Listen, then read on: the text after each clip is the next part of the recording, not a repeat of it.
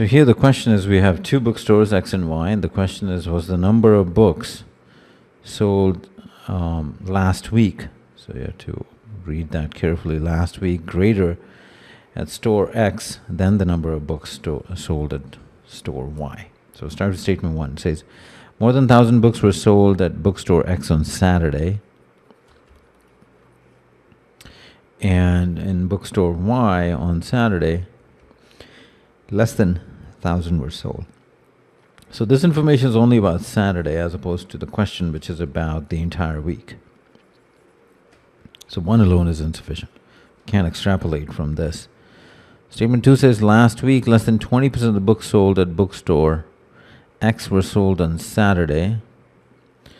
So less than 20% were sold on Saturday, and more than 20% were sold at bookstore Y on Saturday. Now again, that doesn't really tell me anything about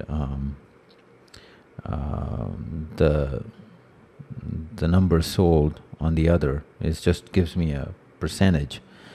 So 2 alone is insufficient. Now if I combine 1 and 2, we're told that less than 20% were sold on Saturday, and that number is greater than 1,000. So we know that the entire week for bookstore X, that number would be more than 5,000, because a fifth of 1,000, a fifth of a 5,000 is 1,000. So we know that the number sold, meaning the way you can think about it is that this is, let's say, is 15% of the total number of books sold, and if this number that was actually sold on Saturday was more than 1,000, let's say 1,200, then 15% of X is 1,200.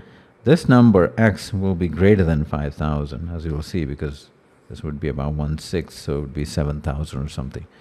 So the key point is that this means that the number of books sold at store X is greater than 5,000. Whereas for store Y, more than 20% were sold on Saturday. Now this number is something less than 1,000. So that means that the number of books sold for the entire week has to be less than 5,000.